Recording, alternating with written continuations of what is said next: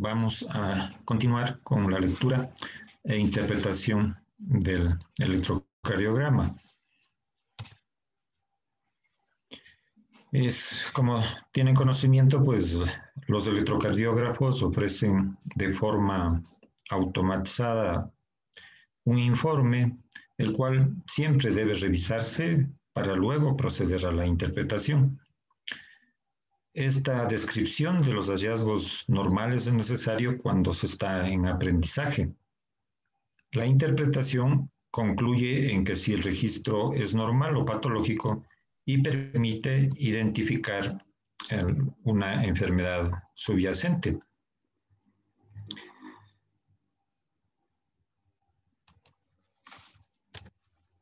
Empezamos sistemáticamente a revisar la estandarización. Entonces vemos que luego del registro de ondas y segmentos aparece que es el registro, ¿no? Entonces, vamos a ver, no en todos se puede registrar, algunos solamente se hacen una vez antes de todo el trazo. En este caso se han hecho antes de cada 3 derivaciones, incluso al final. Entonces la estandarización normal implica una altura de 10 milímetros y un tiempo de 5 cuadraditos, ¿no? Es decir, 20 segundos de ancho. También empezamos por revisar si en ABR la onda P y la onda T son negativas. Si son positivas es que las derivaciones están mal colocadas o el paciente tiene una dextrocardia. Y seguimos con la misma secuencia que habíamos estudiado la formación de las ondas. Vamos a ver el ritmo, la frecuencia cardíaca, el eje eléctrico del corazón, que está dado por el eje del QRS, la onda P, sus características, el intervalo del tiempo PR, las características del complejo QRS, el punto J, que es el inicio del segmento ST, la onda T, el intervalo QT y el QT corregido, y la onda U, si es que existiera. Entonces empezamos por valorar el ritmo. Entonces, el ritmo, pues, cardíaco es la sucesión de latidos del corazón reflejados en el electro como la sucesión de complejos QRS, en este caso vistos más ondas Rs. Normalmente el ritmo es regular y, como conocen, con una frecuencia entre 60 y 100 latidos por minuto. Para saber si el ritmo es regular o no, se mide, sea con una regla, con un compás o con un trocito del mismo papel del electro, para determinar si la distancia entre las Rs es la misma. Entonces, así se puede, pues, como se ve acá en la gráfica, ¿no?, que aparentemente son iguales, pero ya fijándonos bien, magnificando, pues resulta que los espacios son diferentes. Bueno, se acepta pues un tipo de arritmia respiratoria que habíamos señalado, que aumenta la frecuencia durante la inspiración y viceversa. Entonces, si no se trataría de ese tipo, entonces hablamos de un ritmo regular o de la presencia de una arritmia. El ritmo normal del corazón es sinusal y, como conocemos, se origina en el nódulo sinusal que estimula las aurículas, pasa al nodo aurículo-ventricular, de ahí hacia los ventrículos por el haz de His y las ramas derecha e izquierda. Entonces, ¿cómo saber entonces si el ritmo es sinusal? Esto depende del eje que presente la onda P del electrocardiograma. Ya vamos a ver cómo saber en dónde se encuentra el eje de la onda P, ¿no es cierto? Entonces, ¿qué hacemos? Revisamos en la derivación de 1, de 2 y de 3. Entonces, si la onda P es positiva en D1, positiva en D2 y positiva en D3, el eje está a 60 grados. Y esto significa que el ritmo es sinusal. Entonces, si cuando el eje, aquí está otro ejemplo de cómo el eje, siguiendo la misma lógica, nos vemos la onda P está plana en la derivación de 1, es negativa en la derivación de 2 y es negativa en la derivación de 3. Entonces, eso hace que el eje, que normalmente está entre 0 y 90 grados, el ritmo es sinusal. Si está entre 0 y menos 90 grados, el ritmo es auricular, originado en la parte inferior de la aurícula derecha. Si es que estuviera fuera de estos rangos, entonces no podemos deducir que el origen no es la aurícula derecha, sino podría ser un foco en la aurícula izquierda. En todo caso, estos detalles vamos a seguir aprendiendo conforme veamos más registros. En cuanto a la frecuencia cardíaca, entonces el valor de la frecuencia también viene dado en el análisis automático del papel de registro del electrocardiógrafo, pero no siempre es real y algunos equipos no lo reportan. Entonces, hay que recordar que en el electrocardiograma normal, en cada segundo hay 5 cuadrados grandes. En un minuto serían 300. Y en base a esto, y siempre que el ritmo sea regular, entonces vamos a calcular buscando una R en la que caiga sobre una raya gruesa y luego esto debemos aprendernos y recordar, ¿no? Que si la siguiente R cae en la raya gruesa, entonces 300, en la siguiente 150 y así sucesivamente. Esto debemos memorizar, es decir, 300, 150, 100, 75, 60 y 50. Entonces, como es en este caso, está entre 60 y 50. Entonces, recuerden que entre 60 y 50, entonces tenemos 5 cuadraditos. Entonces, cada cuadradito serían 2 puntos. Entonces decimos, ¿no es cierto? Estamos 50, 52, 54 y aquí caería en 55. Es decir, la frecuencia cardíaca está a 55. En el ejemplo de acá, entonces cae la R en la raya gruesa, decimos 300, 150, 100, 75. Aquí, ya, por fines didácticos, se hace caer en la raya gruesa y estaría a 75. En el siguiente ejemplo, buscamos la R que caiga en la raya gruesa, 300, 150, 100, 75 y 60. Entonces, entre 75 y 60 hay 15 puntos. Entonces, cada cuadradito serían 3, ¿cierto? Entonces, esto sería 63, 66 latidos por minuto. Así llegamos a determinar la frecuencia cuando el ritmo es regular. Pero cuando el ritmo es irregular, aquí, en cambio, vean ustedes que de entre R y R el intervalo o el tiempo es totalmente diferente.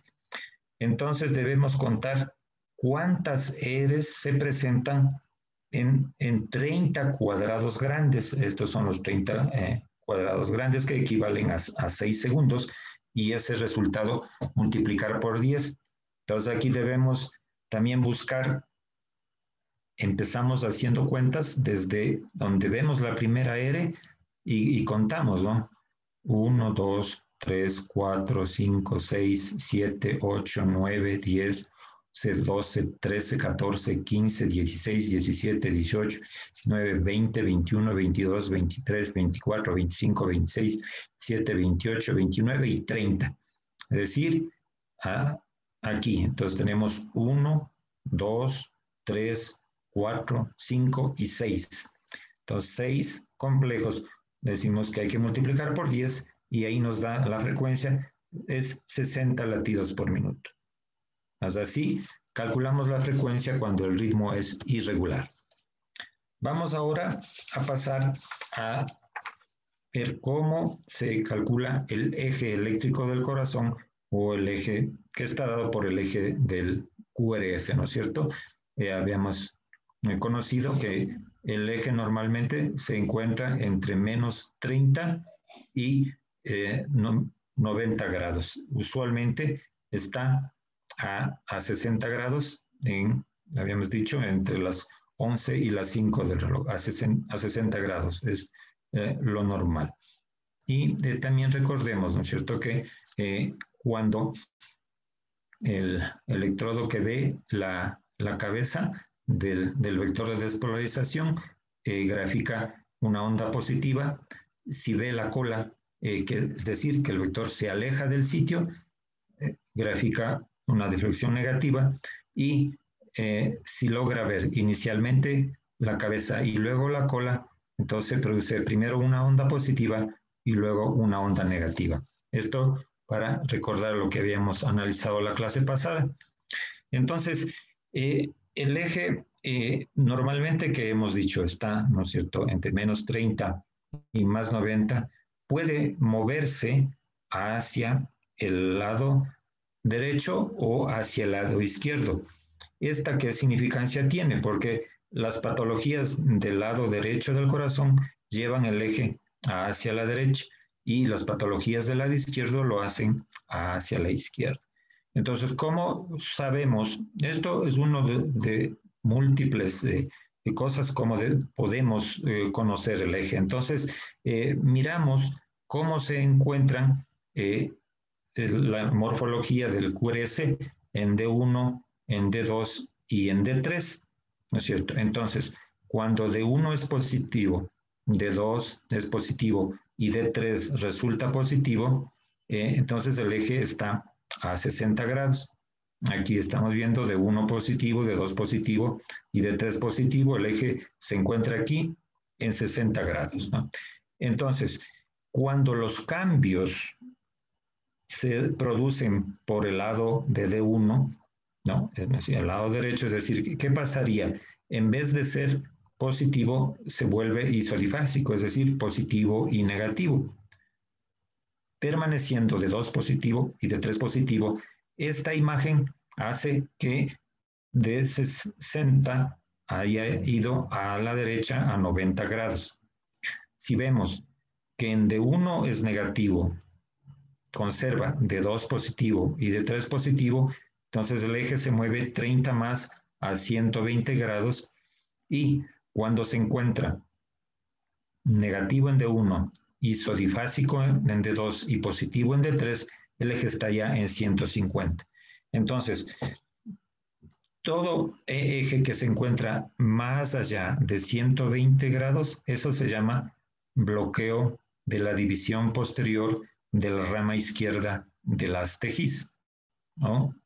Veamos para que se entienda mejor cómo es anatómicamente. Este es un esquema, ¿no es cierto? Recuerden, aquí está el nodo auriculoventricular, sale el haz de His, y el haz de His tiene una rama derecha y una rama izquierda.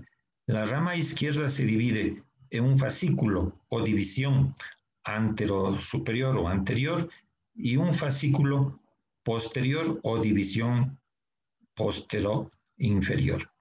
Entonces, estamos hablando, ¿no es cierto?, que cuando los cambios se producen, vamos a ver el anterior, por D1, cuando los cambios de positivo se hace isodifásico y luego negativo, entonces el eje se mueve hacia la derecha de 60. ¿Cuánto? 30 por cada deflexión, ¿cierto? 30, 60, 90, 120 y así sucesivamente.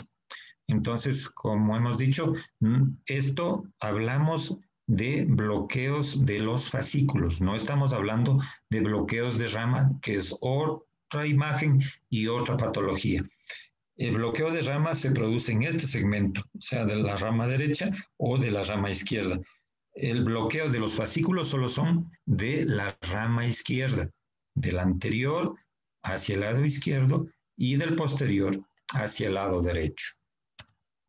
Vemos ahora, en cambio, qué pasa con cuando los cambios se producen por D3. Entonces vemos inicialmente, ¿no es cierto? Decimos D1 positivo, D2 positivo, D3 positivo, el eje a 60 grados.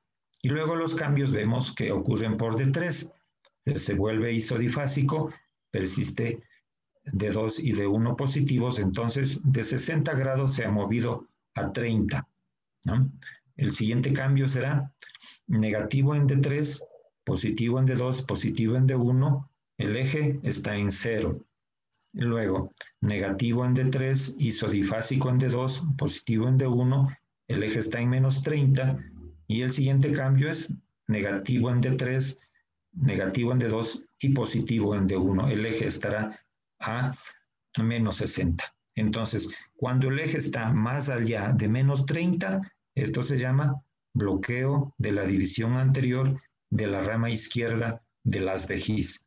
Es decir, el eje se ha movido, ¿no? De más 60 aquí a más allá de menos 30.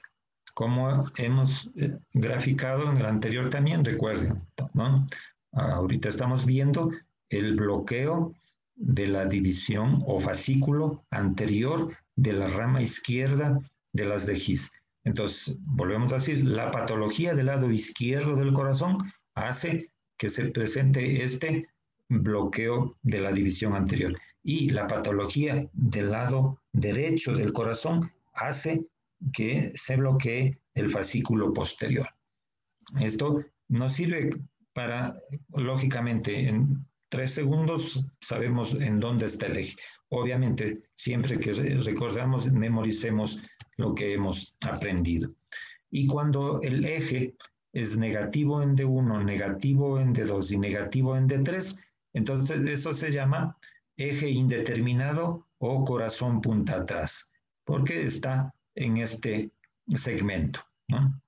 Volvemos a decir, el eje normal a 60 grados, desviado a la izquierda, más allá de 100, a la derecha, más allá de 120, y a la izquierda, más allá de menos 30.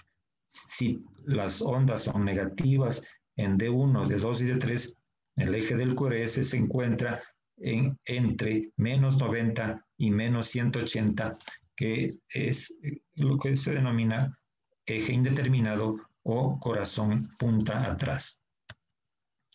También ahora, pues con el avance de la tecnología ya tenemos calculadoras, entonces esta es una de las tantas calculadoras que existen, entonces nosotros vamos, ponemos nada más como MyKG unido y nos sale ahí calculadora del eje.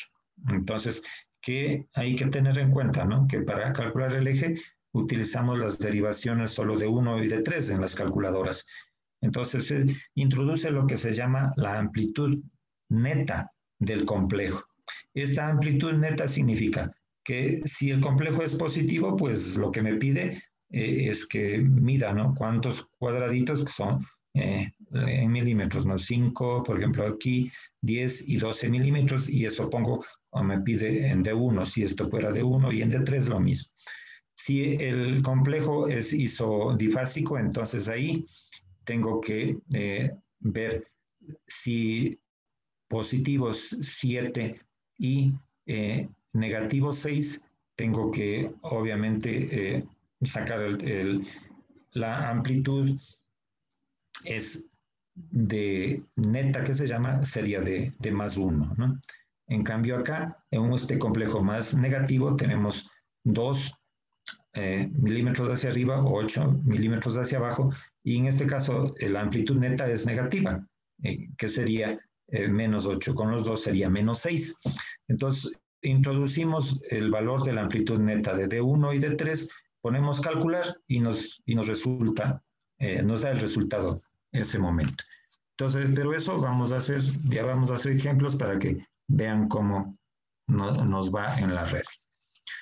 Ahora vemos la onda P, ¿no es cierto? Ya sabemos que representa la despolarización auricular, precede a cada complejo QRS y normalmente es redonda y positiva, dura entre 0,6 a 0,12 milisegundos, en promedio de 10 milisegundos, es decir, unos 2 cuadraditos y medio, y la amplitud, es decir, el voltaje, también entre 2 y 3 milímetros, 2,5 milivoltios sería en promedio, 0,25 milivoltios. Entonces, cuando la P es ancha, es la P mitral, ¿no es cierto?, indica el crecimiento de la aurícula derecha. Entonces, el ancho de la P obviamente es mayor de 0,12 segundos. Aquí tenemos 4, 8 y un poco más a 12, ¿no es cierto? Y con una muesca en forma de M. Entonces, y la distancia entre los dos picos, entonces debe ser por lo menos de más de un cuadradito, como se ve aquí. Ya. Esta es P, que es positiva y negativa, es la P bifásica. Habíamos aprendido que la primera parte de la P corresponde a la aurícula derecha, la parte ascendente, y la parte descendente corresponde a la aurícula izquierda. Entonces, esto es la P bifásica, ¿no es cierto? Entonces, si vemos que es más alta la parte positiva y menos profunda la parte negativa, sería un crecimiento del lado derecho. Ahora, cuando la P es bien alta, esta es la P pulmonar, ¿no es cierto? Esto indica crecimiento de la aurícula derecha. Esta es una P puntiaguda con una amplitud mayor de 2 cuadraditos y medio, que habíamos dicho que es el límite, ¿no? Y la P está invertida, entonces implica que hay crecimiento de la aurícula izquierda. Si es que no vemos onda P en el registro, eso pues ya significa que es fibrilación auricular, ¿no?, o taquicardia ventricular, entonces ya aprenderemos también a distinguirlas. Luego vamos a ver el intervalo PR, ¿no es cierto? Es el tiempo que tarda el impulso eléctrico de viajar desde la aurícula hacia las ramas del haz de His. Entonces va desde el inicio de la onda P hasta el inicio del complejo QRS, sea que haya Q o que no haya onda Q. Entonces, normalmente mide de 0,12 a 0,20, es decir, de 3 a 5 cuadraditos pequeños. Si se prolonga, como se ve en este caso, ¿no es cierto? Entonces aquí tenemos 2 y 5, 7, 8, por 4 sería 320. Entonces esto es el bloqueo AB de primer grado. Y si en cambio se acorta el PR, aquí tenemos 1, 2 y ya casi empieza 2,5, antes de ser 3 cuadraditos ya empieza el complejo. Entonces este es el PR corto o de preexcitación, ¿no es cierto? Y que implica, ¿no?, cuando aquí se grafica una muesca en la rama ascendente de la R, es el síndrome del Wolff-Parkinson-White. Cuando no se ve mezcla y la imagen es una muesca aquí y la imagen es idéntica, entonces se llama el Long-Ganon-Levin. Entonces es la imagen idéntica, pero en el Wolff-Parkinson-White hay una muesca, y cuando no es muesca, como en este caso, es Long-Ganon-Levin. Vamos luego a pasar al complejo, empezando con la onda Q. Entonces, entonces la onda Q es estrecha, ¿no es cierto? Es menor de un cuadradito lo normal y menor también diríamos, de 2 milímetros, menos de 2 cuadraditos de profundidad. y no supera un 25% del complejo, es decir, de la R. Claro, normal que no supere. Entonces, si es que es más, si la Q es patológica, perdón, es patológico cuando supera más del 25% de la R. Entonces, recordemos que el complejo QRS dura entre 6 y 12 milisegundos, ¿no? Es decir, máximo son 3 cuadraditos. Entonces, se denominan las ondas de acuerdo a cómo es la morfología. Entonces, si la onda es grande, entonces una R mayúscula. Aquí sería una Q, QR, RS. Si existen dos deflexiones positivas y la primera es pequeña, es una R minúscula, y la segunda es más grande, es una R prima mayúscula. En este gráfico, en cambio, son dos grandes, R mayúscula la primera y R prima la segunda, mayúscula también. Entonces, la primera onda negativa del complejo siempre es una Q. Si es grande, es Q mayúscula. Si es pequeña, es Q minúscula. De aquí sería Q mayúscula, R y S. Entonces, la onda negativa después de la R es una S. Si es grande, S mayúscula, ¿no es cierto? Aquí, sin Q, RS, sin Q, RS, y aquí Q, RS. Y un complejo completamente negativo, es decir, que no tiene R, se llama QS. Esto usualmente se ve ya en el infarto. Entonces, las ondas, ¿no es cierto?, a la altura, cuando la altura de la R es positiva, es decir, es mayor que la S, entonces eso se dice que es un complejo positivo. En cambio, cuando la S es más grande que la R, es un complejo negativo. Y cuando la R y la S son de la misma amplitud, es un complejo isodifásico, ¿cierto? Entonces, esto significa, ¿no es cierto?, de acuerdo a dónde se encuentra el electrodo que registra, ¿cierto? Y si ve la punta del vector, como hemos dicho, que es positiva, o la cola del vector, se grafican, pues sean positivas o isodifásicas o negativas, las ondas de acuerdo a desde dónde se mire el registro. Y claro, también de acuerdo a la morfología, ¿no es cierto? Entonces, una onda R alta con una S pequeña, como vemos aquí, esta sería una Q pequeña, R grande y S pequeña. Aquí la R y la S de igual tamaño, como mayúsculas, la R minúscula, la S mayúscula.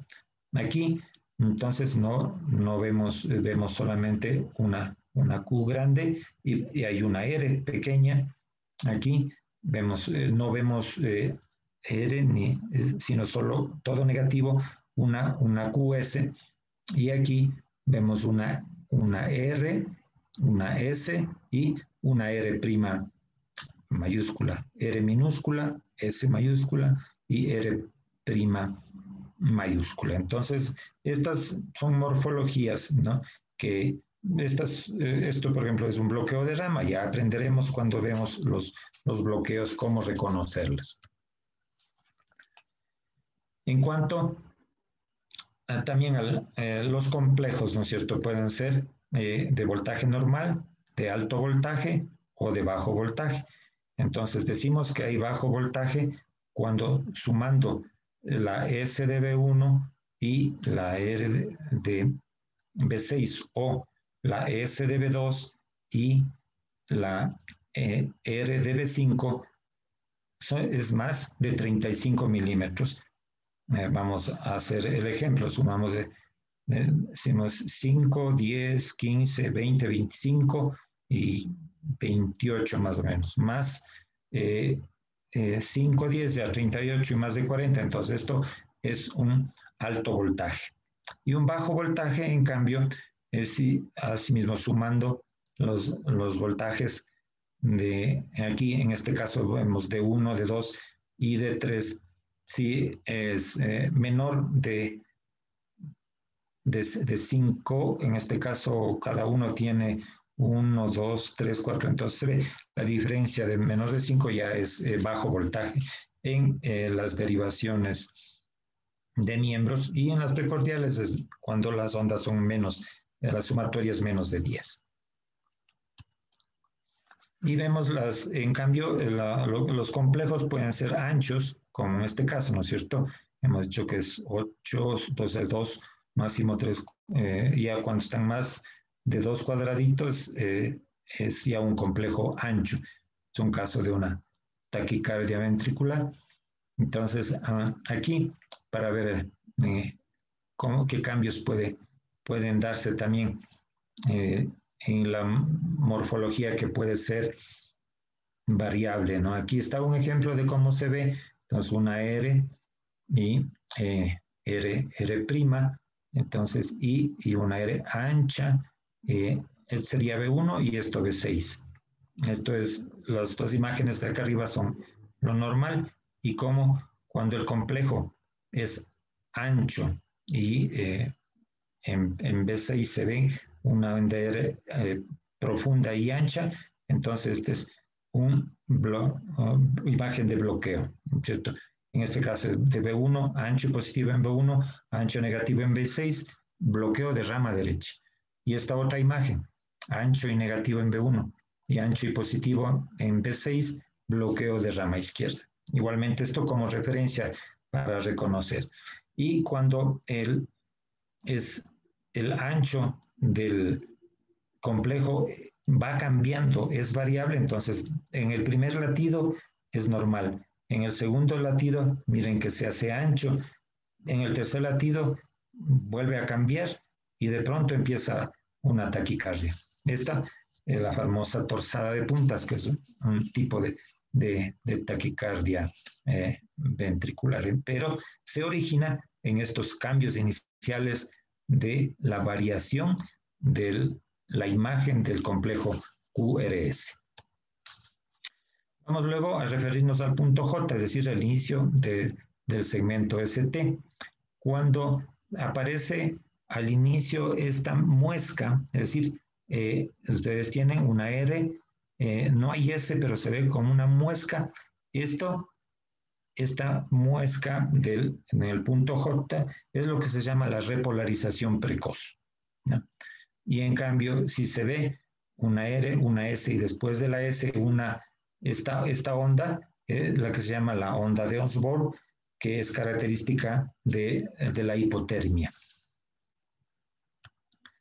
En el segmento ST, también tenemos, normalmente es isoeléctrico, ¿no es cierto? Esta es la línea isoeléctrica, isoeléctrico, que es lo normal. Si se encuentra deprimido más de 1 milímetro, entonces eso es signo de lesión, ¿no es cierto? Y igual, si se encuentra supradesnivelado, igual signo de lesión. Esto pues aprenderemos a ver también cuando veamos la isquemia. Y la onda T, entonces normalmente representa la repolarización, es redondeada de una altura menor a 5 milímetros en las derivaciones de miembros y menor de 10 en las precordiales. Entonces, la dirección usualmente es la misma que el complejo QRS, y cuando adopta esta forma alta en tienda de campaña, que se llama, es característica de la hiperpotasemia. Entonces, una T pequeña puede verse en cambio en la hipopotasemia, y la T invertida, que es signo de isquemia. Igual veremos mucho más adelante cuando trataremos de isquemia. El intervalo QT, llámese el tiempo desde el inicio del complejo QRS hasta el final de la onda T. Entonces, normalmente es menor a 440 milisegundos, si usted decir menos de 11 cuadraditos pequeños. Entonces, contamos desde el inicio del complejo hasta el final de la onda T. Entonces, el QT puede ser normal o corto, o obviamente es corto en las taquicardias, en la hipertermia o en la hipercalcemia. Y el QT es largo, en cambio, cuando la frecuencia es lenta, es decir, en la bradicardia, en la hipocalcemia, a veces en el infarto. ¿Cierto? Entonces, el QT varía de acuerdo a la edad, de acuerdo al sexo y a la frecuencia cardíaca. Entonces, para eso es lo que hacemos el QT corregido, o QTC que se llama. Entonces, también utilizamos calculadoras, ¿no es cierto? En esta página de Samiuk, que es una de las más utilizadas, entonces ustedes ponen Samiuk QTC y ya les sale, les pide que introduzca el QT medido, es decir, contamos cuántos cuadraditos hay, multiplicamos por 4 y eso nos da los milisegundos, ¿no es cierto? Y introducimos la frecuencia cardíaca que hemos valorado, ya vamos a ver el ejemplo. En minutos ponemos calcular y nos sale el resultado en RR y en las fórmulas, en estas fórmulas, que la más utilizada es la Basset, ¿no? Pero si ustedes desean ver, ahí les sale, ¿no?, en un segundo, pues todos estos resultados. Y la onda U, cuando aparece, si es que hay luego de la onda T, que registra la despolarización y repolarización de los músculos papilares, ¿no? Entonces, también, si es que es grande, suele verse en la hipopotasemia. Vamos ahora a hacer ejemplos. Bueno, esto vamos a ver dos ejemplos paso a paso y el tercero va ya de tarea. Entonces vamos para determinar el ritmo, ¿no es cierto? Hemos dicho que el ritmo, vemos la onda P, cómo se encuentra en las derivaciones de 1 positiva, de 2 positiva y de 3 está para la onda P, que estamos viéndole que casi, digamos, no está plana, pero es poco pequeña. Entonces, claro, pero el eje se ha calculado aquí, no está en 60, sino en 45, pero está entre 0 y 90, es decir, cuando el eje de la P está entre 0 y 90, el ritmo es sinusal. Entonces, esto es lo que leemos. Lectura significa ver dónde se encuentra el eje de la P e interpretamos como ritmo sinusal, porque decimos que entre 0 y 90 grados el ritmo es sinusal. Luego vamos a ver la frecuencia cardíaca. Entonces vemos en dónde cae en una R, la R que caiga en una raya gruesa. Aquí tenemos, ¿no es cierto? Entonces vamos 300, 150, 100, 100, de aquí sería a 75 la siguiente. Entonces, tenemos 25 puntos divididos para 5, cada cuadradito vale 5. Entonces, como está a un cuadradito más de 100, restamos 5 y tenemos 95 latidos por minuto. Es decir, es un ritmo sinusal y normal, con frecuencia cardíaca normal. Luego, para ver el eje eléctrico del corazón, que es el eje del QRS, entonces vemos positivo en D1, en D2 más positivo que negativo y en D3 más negativo que positivo. Entonces, recordamos en la mnemotecnia, ¿no es cierto?, cómo es que se mueve. Si los cambios son por D3, el eje se está moviendo hacia la izquierda. Entonces, ¿cuánto? Si fuera completamente negativo, estaría en 0 grados. Entonces, pero estos movimientos del eje no son completos. Entonces, para eso utilizamos las calculadoras, ¿no es cierto? Vemos entonces, ahí nos pedía que demos la amplitud neta de D1, entonces contamos cuántos cuadraditos hay, como es completamente posible, hay 6 cuadraditos, entonces vale 6. Y en D3, en cambio, es más negativa que positiva, ¿no es cierto? Porque tenemos 2 hacia arriba, 4 hacia abajo, y nos queda menos 2. Introducimos los dos valores y el resultado nos da calculado a 11 grados. Entonces, en esto que hacemos en la cabecita, como lo que hemos aprendido, y esto que hacemos con la calculadora, entonces, bueno, hay 4 puntos de diferencia que en realidad los dos están dentro de lo normal. Luego vamos a ver la morfología de la onda P. Entonces hemos dicho, ¿no es cierto? Vemos el ancho, vemos usualmente en D2 y en ABF, entonces vemos el tiempo, son 1, 2, casi 3 cuadraditos, 0,12 milisegundos y una altura de 2 milímetros, ¿no es cierto? Está dentro de lo normal.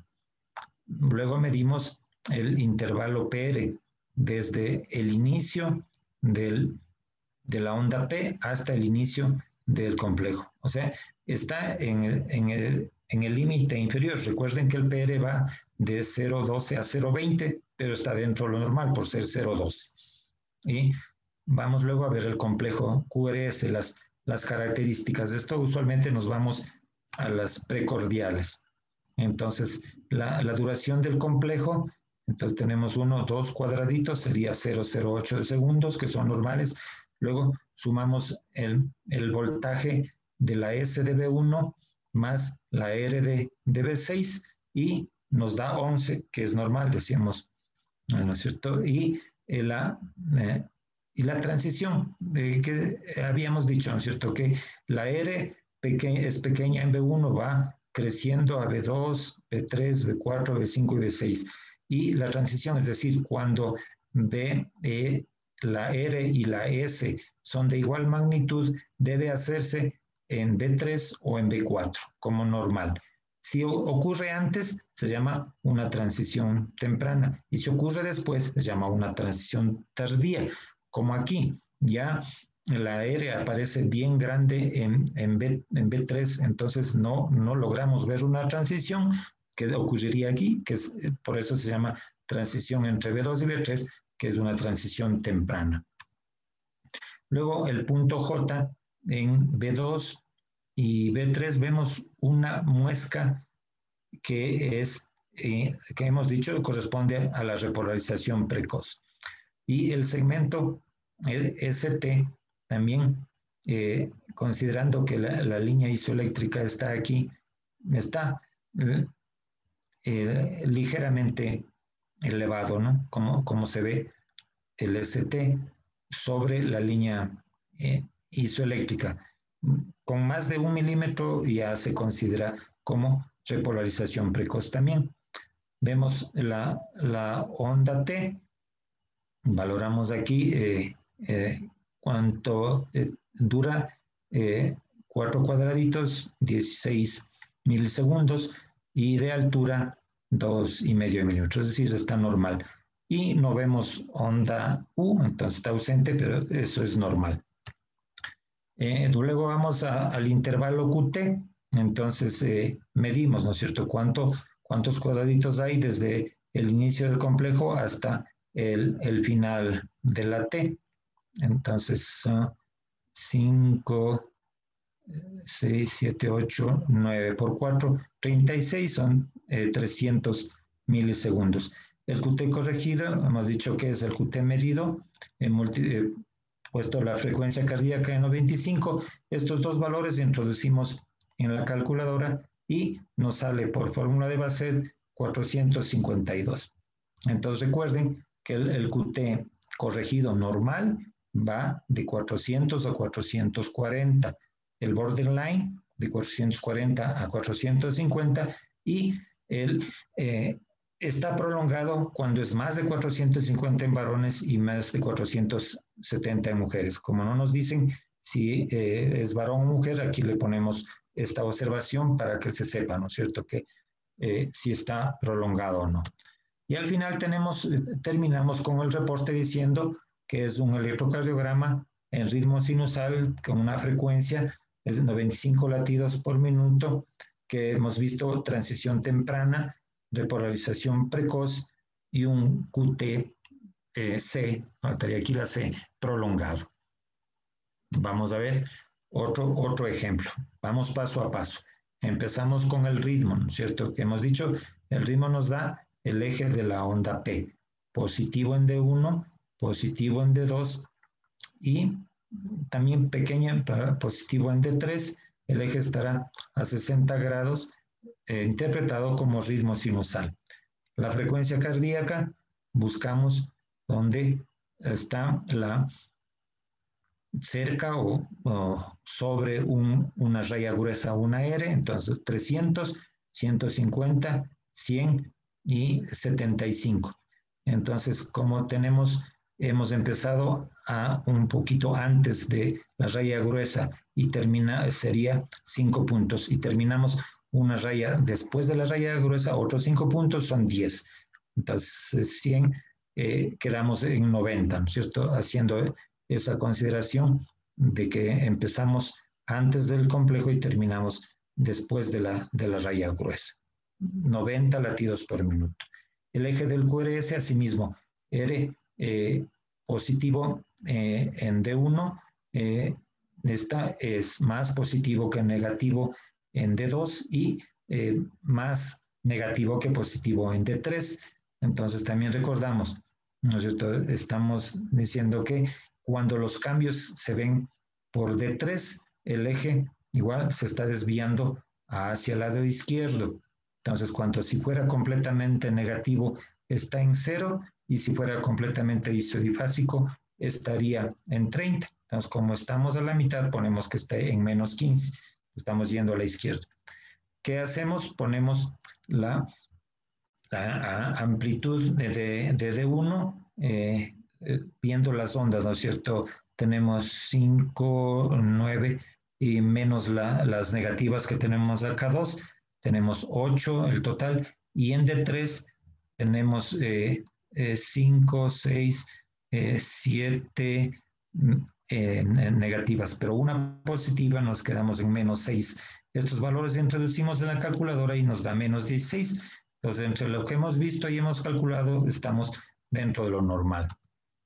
Luego la onda P, vemos las características de la onda P.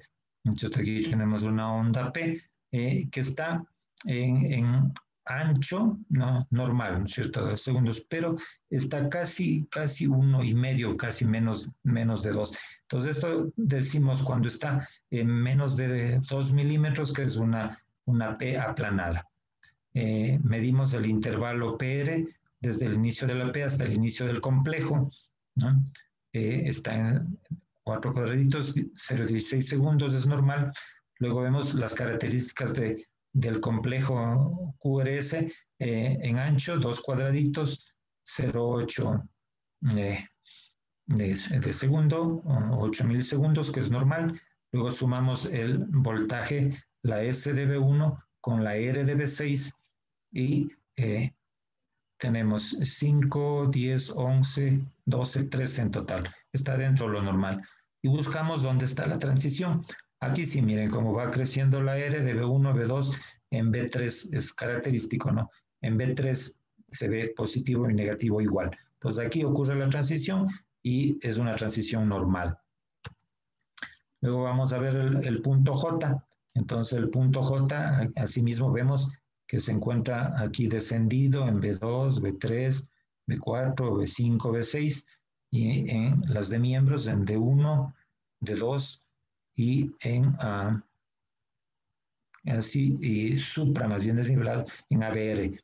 Entonces todo eso corresponde también a buscar en el ST también infradesnivel, ¿no es cierto? Infradesnivel del ST en D1, en D2 y igual el ST infradesnivelado de 3, B4, B5 y B6. Entonces, esto ponemos una lesión anterolateral. Ponemos interrogante porque eso nosotros no sabemos si el paciente tiene o no angina. Entonces, si el paciente tiene angina, esta es una lesión. ¿Sí? Isquemia, cambios de la onda T, lesión en el ST y necrosis cuando aparecería onda Q. Entonces, si vemos cambios del ST, eso es lesión. Luego vamos a ver la onda T, la característica de la onda T, ¿cierto? En tiempo 4 cuadraditos, 0,16 y en altura 3 cuadraditos como normal. No vemos onda U, está ausente, entonces eso es normal. Y el QT, entonces medimos, ¿no es cierto? Vamos a medir en B3 desde el inicio del complejo hasta el final de la onda T. Entonces vemos 5, 6, 7 y uno antes de acá, 8 por 4, 32, 320. Recordemos que normal va de 320 a 400 el QT medido, ¿no? Para calcular el QT corregido, introducimos el valor de la frecuencia cardíaca y por base nos sale 391. Normal es menos de 440, es decir, el QT corregido es normal. Entonces, concluimos que es un electrocardiograma en ritmo sinusal con una frecuencia de 90 latidos por minuto, una onda P aplanada con infradesnivel del ST y descartar lesión anterolateral, porque no sabemos la clínica del paciente. Entonces, estamos describiendo lo que vemos, no conocemos la historia. Esta es la imagen que ustedes van, el electro para el panel con el que trabajan es de la tarea 1, ¿no?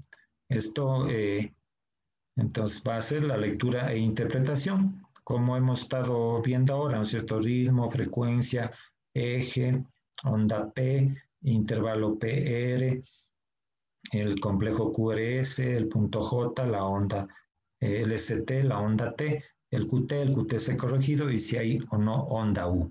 Entonces, esta tarea será entregada hasta el día 12, ¿no? Entonces, tenemos 5 días para que ustedes tranquilamente y con todo el material que tienen a disposición puedan repasar, ¿no? Y el próximo día, lunes, lo primero que haremos es revisar la tarea con todos. Gracias por la atención. Muchas gracias, doctor, por su presentación. Tenemos algunas preguntas, ya voy a pasar a formularlas.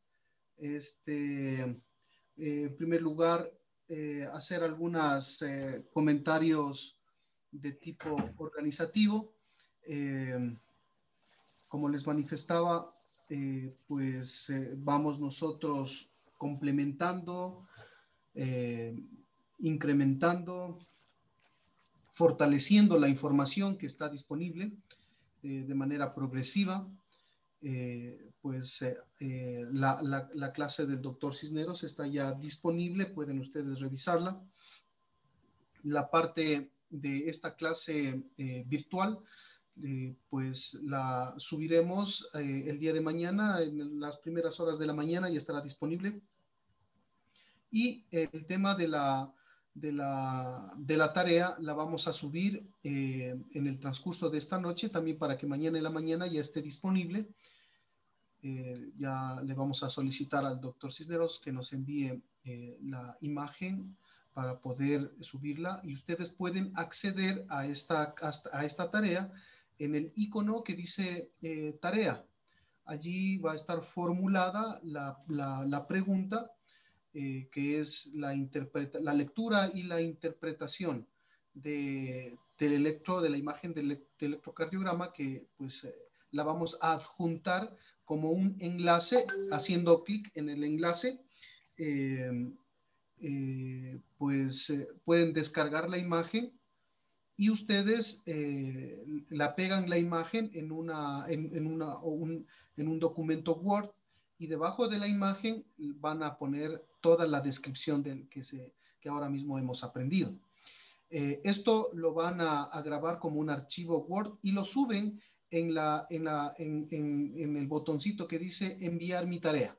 Allí la suben y pues el doctor ya tendrá acceso para revisar y como consecuencia de la revisión, el día lunes nos comentará los resultados de sus tareas.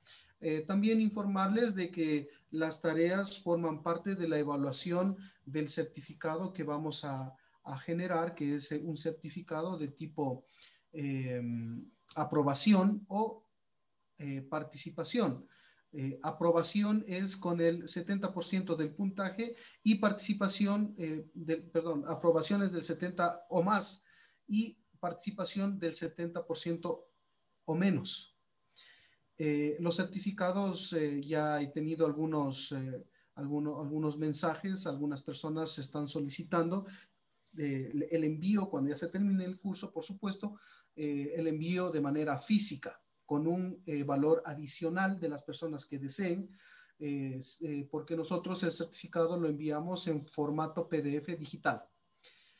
Ya, con estas aclaraciones, igual estamos disponibles en el chat para cualquier consulta, pregunta, estamos permanentemente respondiendo sus inquietudes. Doctor, tenemos algunas preguntas. A mí me gustaría, estaba leyendo yo la primera pregunta de Brian Burbano. Me gustaría, por favor, Brian, ¿puede conectar el micrófono y formularle la pregunta al doctor Cisneros para que esté bien contextualizada, por favor? No sé si está Brian. Sí, ahí está Brian. Sí, buenas noches.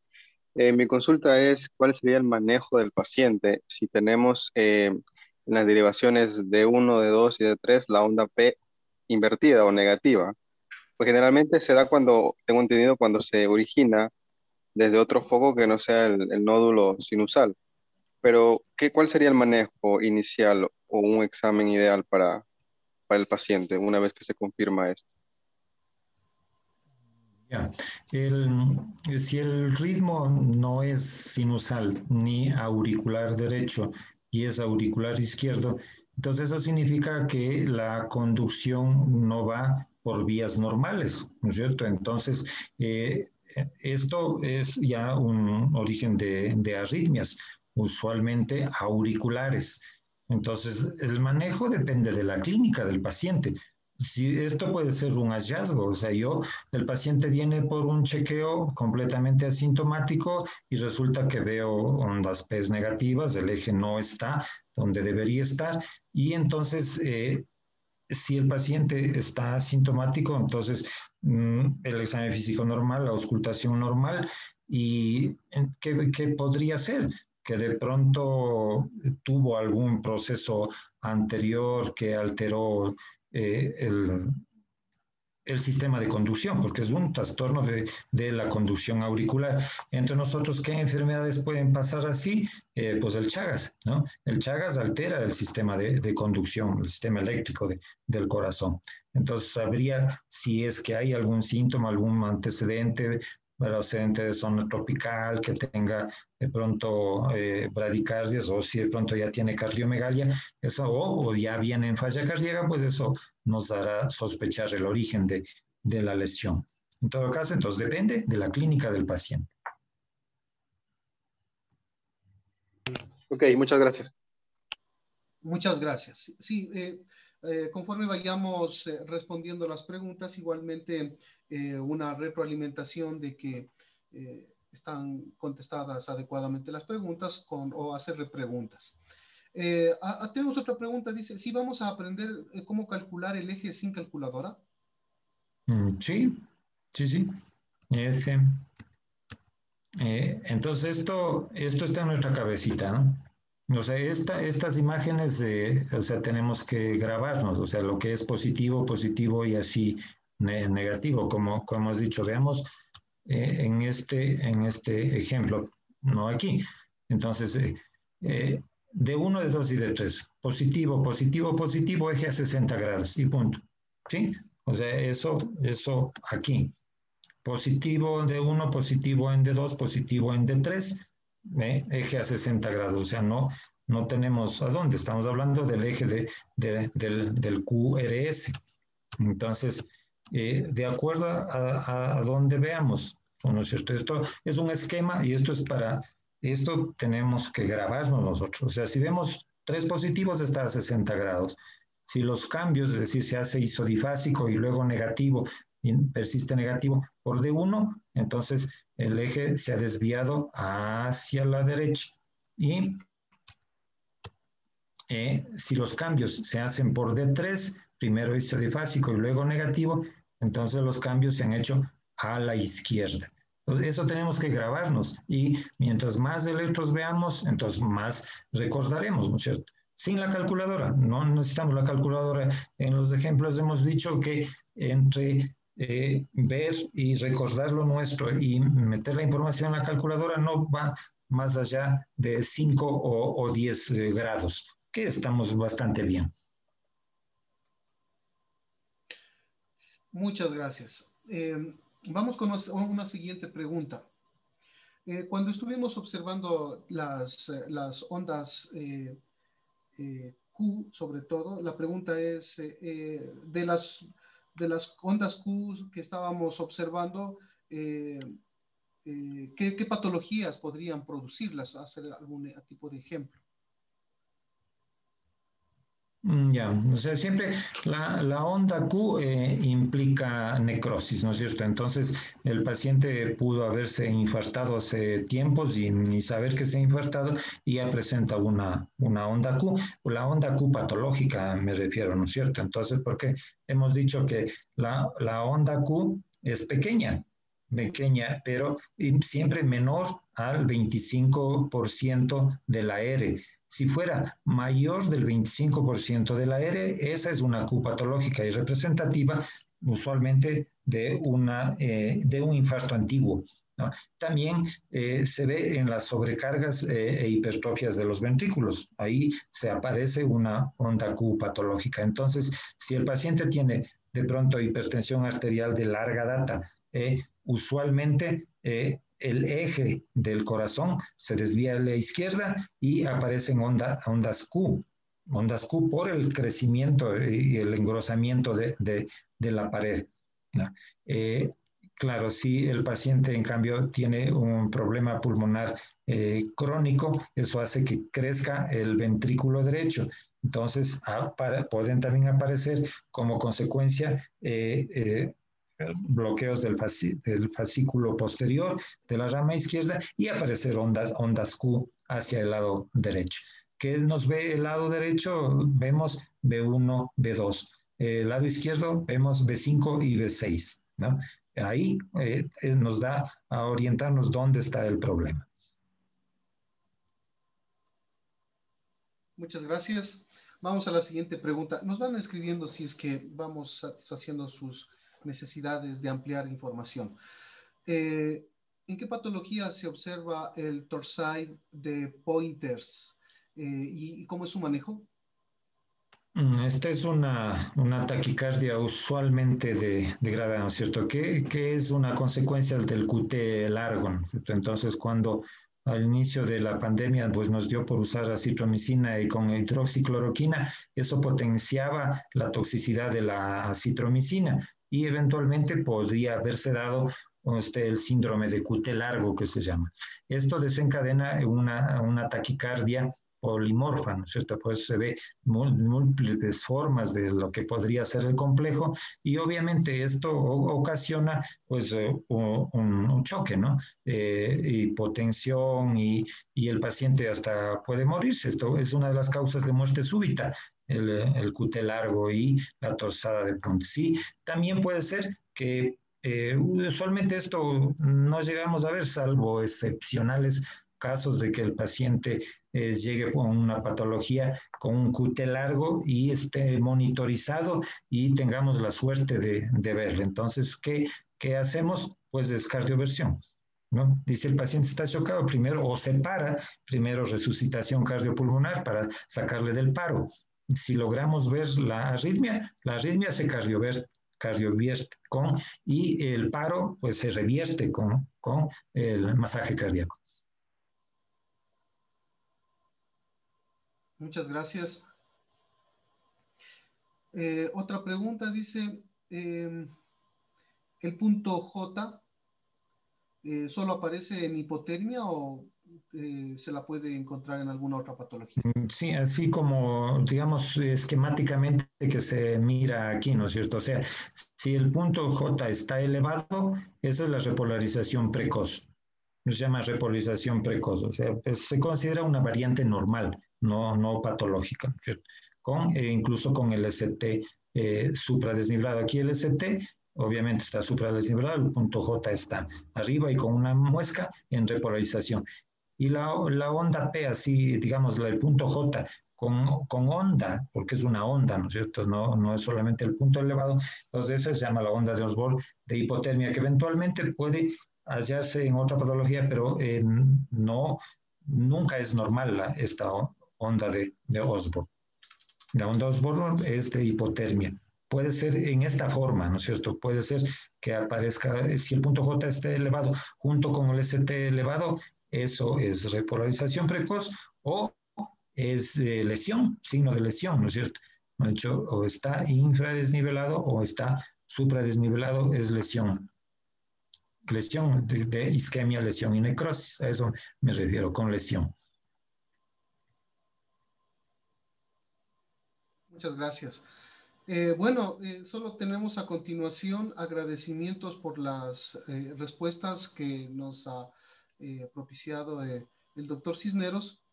No sé si es que alguien más quiere formular alguna pregunta.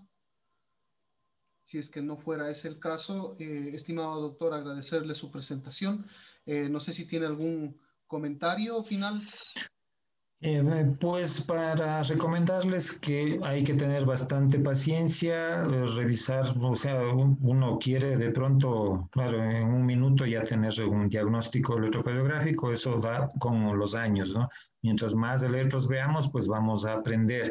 Lo que sí hay que ser muy metódicos. Después de un tiempo, pues ya uno pues tiene suficiencia y logra reconocer patrones y todo y se le facilita la cosa. Al inicio, pues a veces estamos perdidos, especialmente en las arritmias, pero poco a poco se puede seguir aprendiendo. Este sistema tal vez no lo encuentren en otro lado, es un sistema muy didáctico, lento, pero seguro, digo yo, y cualquier inquietud que tengan, por favor, con la tarea pueden hacerme llegar también las inquietudes que tengan respecto a la clase o al correo, con todo gusto para contestarles.